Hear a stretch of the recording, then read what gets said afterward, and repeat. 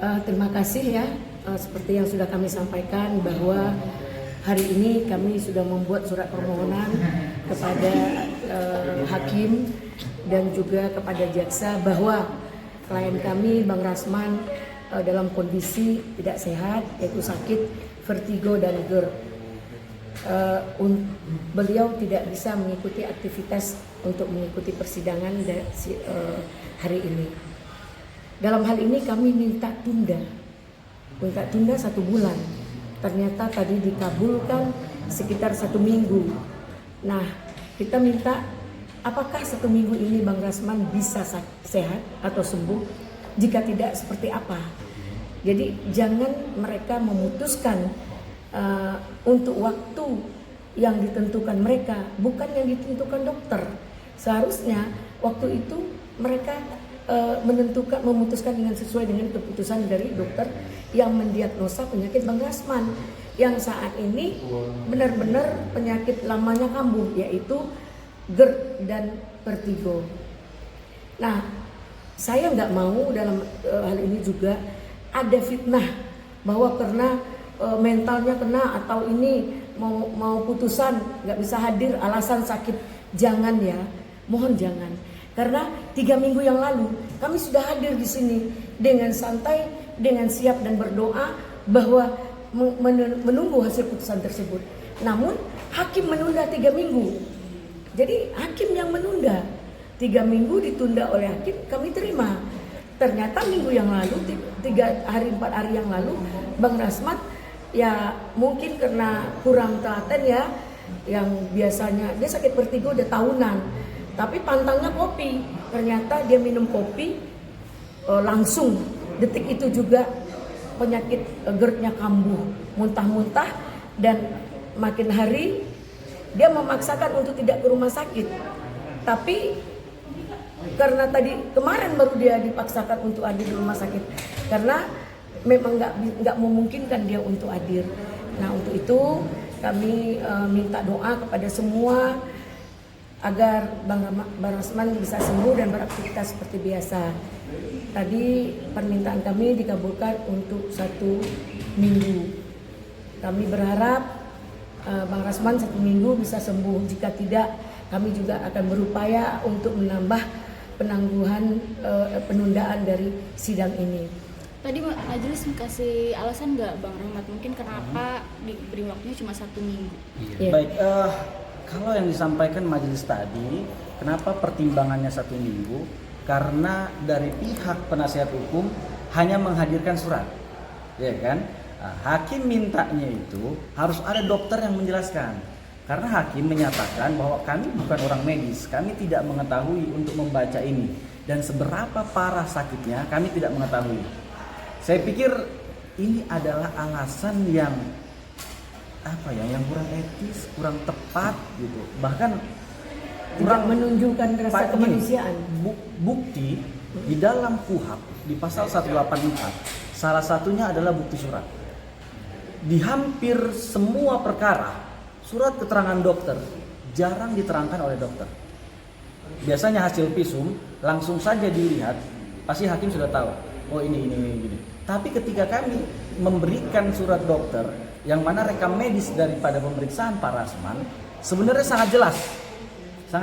Tadi ada bukti ronsen semua segala macam, itu kondisi bagian dalam Pak Rasman, kemudian bagian saraf itu semuanya diperiksa karena berhubungan dengan vertigo dan GERD, sebenarnya kelihatan.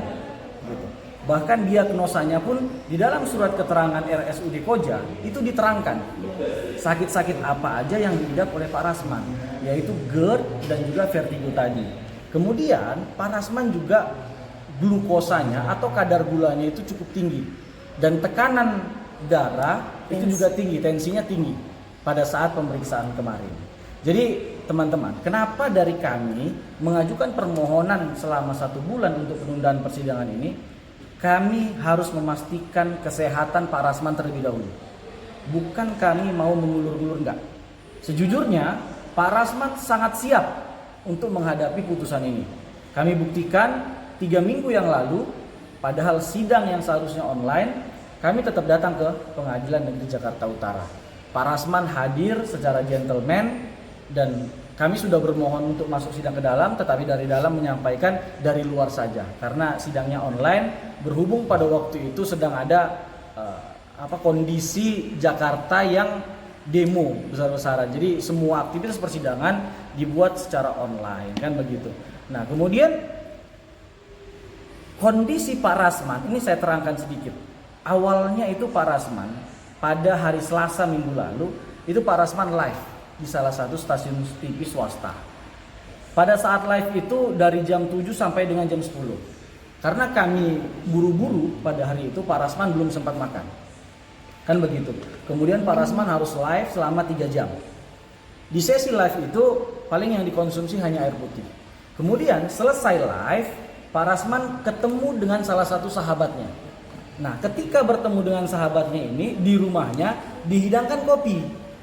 Nah, Pak Rasman itu hampir tidak pernah mengkonsumsi kopi yang saya ketahui. Tapi mungkin ini karena sahabat yang memberikan dan hanya mau menghargai, dikonsumsilah oleh Pak Rasman. Nah, ketika mengkonsumsi ini awalnya nggak apa-apa, baik-baik aja. Setelah itu Pak Rasman pulang, nah, sepanjang jalan mengarah pulang, Pak Rasman muntah-muntah sampai dengan besoknya Pak Rasman nggak bisa beraktivitas, lemas di rumahnya. Selama kurang lebih 5 atau 6 hari Pak Rasman dirawat di rumah.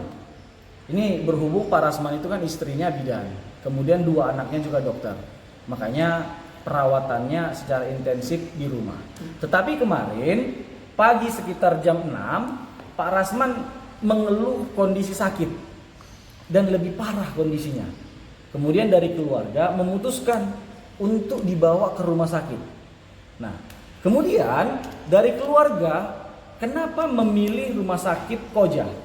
Ini sebenarnya saya jujur saya terangkan kepada teman-teman semuanya, Pak Rasman itu tidak pernah berobat dan tidak kenal satupun dokter di rumah sakit Koja. Ya kan begitu.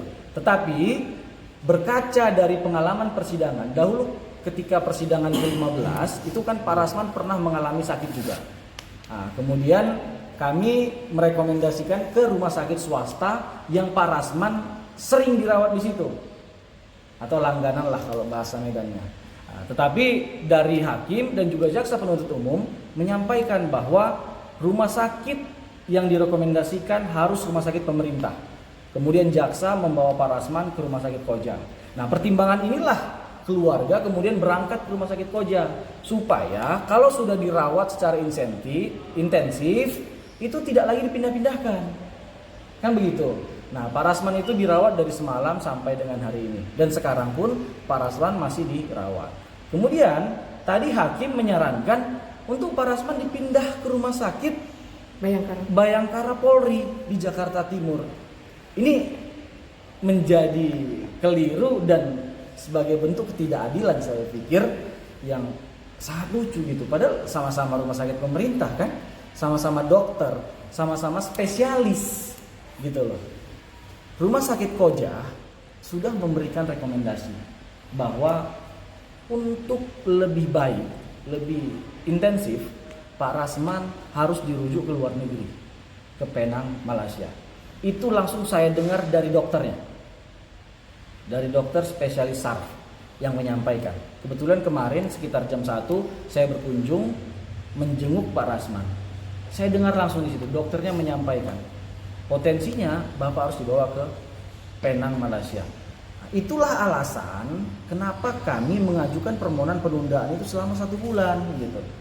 Supaya tidak kembali ke PN lagi, kembali ke PN kami tim kuasa hukum. Karena sejujurnya tim kuasa hukum Bu Elida ini pengacara terkenal, pengacara yang juga banyak perkara gitu kan, supaya tidak bolak-balik hanya untuk penundaan saja gitu. Keyakinan kami ya Allah yang maha menentukan sakit, sehatnya seseorang itu kan begitu. Nah, keyakinan kami 1 bulan itu adalah waktu yang sangat baik. Tetapi ya hakim menetapkan hanya diberikan waktu penundaan selama 1 minggu. Kita lihat kondisi kesehatan Pak Rasman. Jika memang sudah membaik, kami berdoa semoga segera pulih. Ketika nanti sudah pulih, Pak Rasman insya Allah akan menghadiri persidangan di minggu depan. Itu. Tapi sakitnya karena kepikiran vonis penjara sih. Seperparah itu, Bang? 3 minggu aja yang lalu kami hadir di sini siap, cuma hakim yang nunda. Jadi nggak ada kepikiran begitu, jangan miss ya. Mohon jangan terjadi fitnah seperti itu. Kasihan orang yang terfitnah itu menambah tertekan gitu. Jadi tidak sama sekali. Tadi kan sudah saya beri penekanan bahwa minggu yang lalu tidak boleh hadir sidang. Kami hadir sidang di sini, semua lengkap di sini. Bang Rosman hadir. Tadi yang disampaikan oleh rekan saya, ananda saya, yang juga luar biasa sibuk dalam perkara di mana-mana. Nah ini kami sengaja hadir. Katanya Jakarta sedang tidak kondusif, tidak boleh sidang. Kami tetap sidang online, offline. Mereka minta online. Nah artinya udah siap. Ternyata ditunda 3 minggu musibah Bang Rosman. Naik vertigo, dia ada gula darah, dia ada tensi, vertigo udah bertahun. Kemudian inilah kita nggak bisa nyalahin ya, makanan inilah yang pantang dimakan, itulah akibatnya. Bang Rosman lupa dengan pantangannya itu kopi, sehingga langsung spontan muntah-muntah. Makin lama makin parah. Ini siapa yang menginginkan perkara ini lama-lama? Siapa yang menginginkan perkara ini diundur-undur? Kita udah lelah, udah capek nih. Kita pingin hitamnya, putihnya seperti apa, qadarullahnya seperti apa. Kadang-kadang kalau Allah memberi ujian kepada kita, yang benar bisa salah, yang salah dibenarkan. Nah kita berharap memang ini bebas demi hukum. Jika ada campur tangan orang yang tidak bertanggung jawab membuat perkara ini menjadi seperti apa, kita kembalikan kepada Allah. Jadi tidak ada seperti itu Adinda. Maaf sekali lagi maaf.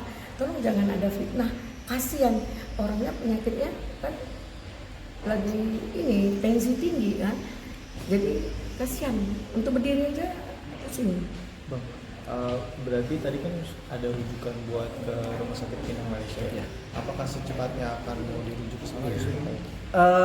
Ini sedang kita koordinasikan dengan jaksa penuntut umum karena memang tadi hakim merekomendasikan agar jaksa penuntut umum turun yang langsung membawa dan turun langsung kan begitu. Tetapi poin utamanya saya mau penegasan bahwa keselamatan Pak Rasman adalah yang paling utama. Artinya harus benar-benar melihat, menimbang kondisi Pak Rasman. Ketika memang Pak Rasman sudah bisa dibawa ke rumah sakit Polri atau Bayangkara, barulah saat itu Pak Rasman boleh dibawa ke sana. Tetapi kalau memang dokter dan juga Pak Rasman merasa bahwa kondisinya masih terlalu lemah dan jangan dulu dibawa ke rumah sakit Bayangkara, saya pikir kita harus menghargai itu.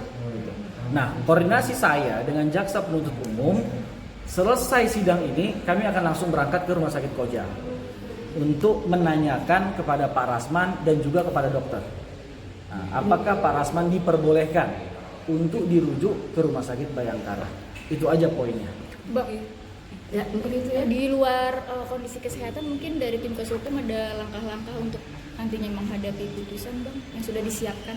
Baik, kalau langkah yang sudah disiapkan, saya pikir semua upaya sudah sangat maksimal kami lakukan.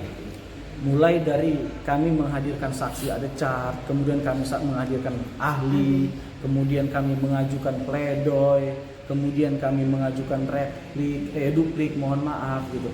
Ini sudah sangat-sangat maksimal yang kami lakukan. Dan juga kami sudah di luar daripada persidangan ini mengajukan permohonan kepada Mahkamah Agung untuk mengatensi perkara ini. Mengatensinya apa? Bukan untuk yang lain-lain. Supaya perkara ini on the track, supaya perkara ini sesuai rule of law-nya gitu. Jangan ada yang menyimpang-nyimpang. Saya pikir teman-teman semuanya, kalau kita mau jujur di persidangan itu ada beberapa hal yang sudah terfaktakan dan tidak bisa dibantah oleh siapapun, baik jaksa penuntut umum, bahkan hakim sekalipun nggak mungkin beralih dari pertimbangan ini. Yang pertama, fakta bahwa benar Pak Rasman adalah kuasa hukum dari Iklim Hakim. Memang ketika di kepolisian dahulu, Iklim Hakim menyatakan tidak pernah menandatangani surat kuasa khusus pada saat itu. Ya? Kemudian kami melaporkan Iklima atas dasar keterangan palsu di Polda Metro Jaya. Ini berproses, alhamdulillah Iklim Hakim di persidangan mengakui bahwa surat kuasa benar dia tanda tangani. Nah, ini adalah fakta. untuk membuktikan bahwa Pak Rasman adalah seorang advokat pada masa itu. Pada masa perbuatan yang didakwakan, Pak Rasman sedang menjalankan kuasa. Sehingga berdasarkan pasal 16 Undang-Undang Nomor 18 Tahun 2003, Pak Rasman berhak mendapatkan hak imunitas advokat dan tidak bisa dituntut baik secara pidana maupun perdata. Itu yang pertama. Yang kedua, tidak terbantahkan bahwa telah terjadi pelecehan seksual kepada Iklim Hakim yang diduga dilakukan oleh saksi korban Hotman Paris Hutapea. Ini berdasarkan keterangan pertama Putri Iklim Hakim sendiri. Yang kedua, saksi dari Kementerian PPPA, Ibu Ice Margaret Robin, yang memang menerangkan kondisi Iklima pernah menceritakan atau pernah membuat aduan kepada Kemen PPA bahwa dia dilecehkan oleh Iklima. Saya pikir dua saksi ini sudah sangat terang. Kemudian ditambah dengan bukti surat atau bukti petunjuk yang kami ajukan, yaitu berupa screenshot percakapan WhatsApp antara Hotman Paris Hutapea dengan Putri Iklima Aprilia, di mana dalam percakapan WhatsApp itu ahli bahasa sudah menerangkan bahwa kata-kata yang disampaikan oleh Hotman kepada Iklima adalah kata-kata yang mengandung pelecehan seksual. Jadi berdasarkan SKB 3 Menteri, apabila suatu hal yang dituduhkan itu adalah fakta atau kenyataan, maka itu bukan kategori perbuatan pidana sebagaimana diatur dalam pasal 27 ayat 3, junto pasal 45. Artinya dua poin ini aja itu sudah mengharuskan hakim untuk memutuskan putusan bahwa Pak Rasman benar melakukan perbuatan mengupload video, tetapi itu bukan perbuatan yang melawan hak atau bukan perbuatan tindak pidana, sehingga putusannya Pak Rasman harus dibebaskan. Itu poinnya. Bang, agak kecewa nggak sih Bang? Artinya ini kan Kecewa, sejujurnya kecewa, karena ini pasti akan membuat kita minggu depan datang ke sini, ya kan, dengan posisi Pak Rasman yang kemungkinan kalau keyakinan saya masih belum bisa, karena kalau hitungan kami harusnya minggu depan itu Pak Rasman masih di Malaysia. Kalau berdasarkan rekomendasi dari dokter yang di RSUD Koja, kan begitu kan? Kalau seandainya dipaksakan orang lagi berobat kemudian dari Malaysia harus dipulangkan untuk bersidang ke sini, sementara ini persidangan, ini perkara bukanlah perkara yang sangat urgent sekali, sangat bahaya sekali, bukan pembunuhan, bukan makar, bukan korupsi yang merugikan keuangan negara gitu loh kan. Ini hanya, kalau Pak Rasman selalu bilang hanya perkara sepetak sawah yang digarap orang lain, kemudian Pak Rasman dimintai untuk tanggung jawab, kan begitu kan? Artinya kita harus mengutamakan kondisi Pak Rasman terlebih dahulu, baru putusan itu dilaksanakan. Terkait, saya pikir gini, sejujurnya saya udah meyakini bahwa hakim ini pasti akan menolak permohonan selama 1 bulan. Karena posisi hakim kan sudah dipindah tugaskan. Hakim ketua itu pindah ke Jakarta Timur dan hakim anggota pindah ke Sidoarjo kalau saya tidak salah. Ini pasti mengingat karena posisi itu.